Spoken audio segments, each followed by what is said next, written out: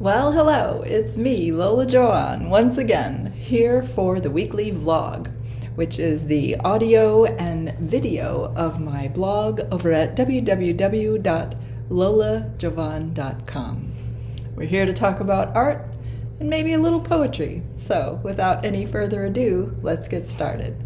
Today we're talking about this painting, which is called Coyote in Control. It's 12 by 24 inches, and it is an inch and a half deep. It's on a cradled wood panel.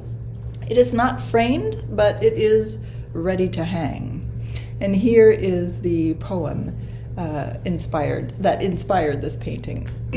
John F. Kennedy, New York City. I saw him across the lobby, Flight 161, St. Louis, Albuquerque.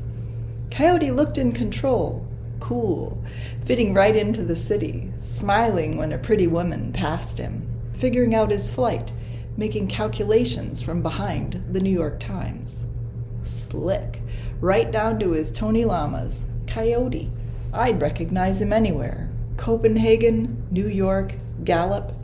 People say, you can dress him up, but once a coyote, always a coyote. And that poem is by Nora Naranjo Morse.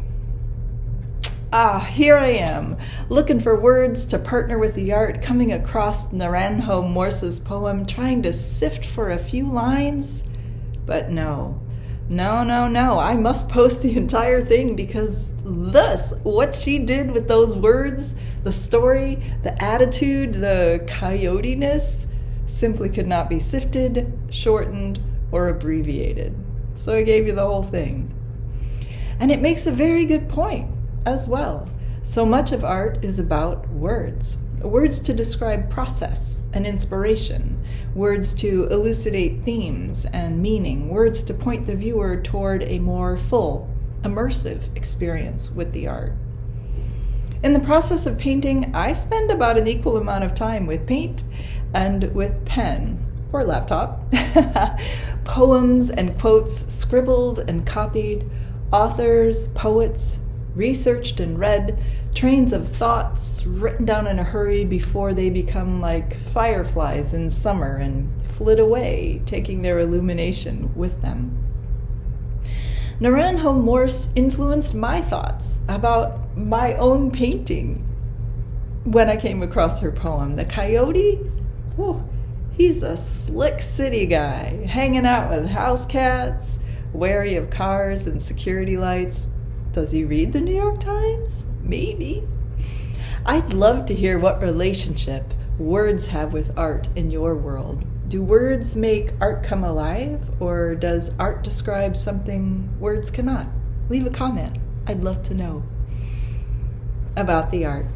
Beginning with a gessoed piece of cradled wood panel, I roughed in the basic figure shape. I painted the background from the outside in to further refine the form. And then I added the first layer of darks to grab the shadow sections.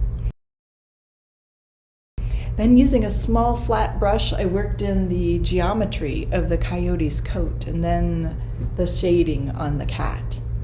A long drying time after that.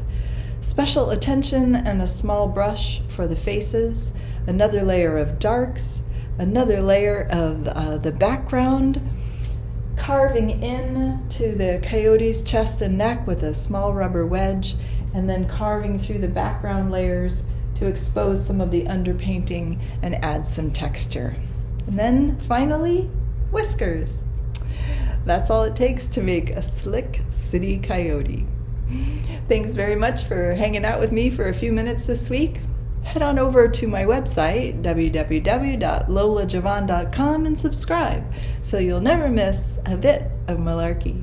Have a great week. I'll see you next time. Bye.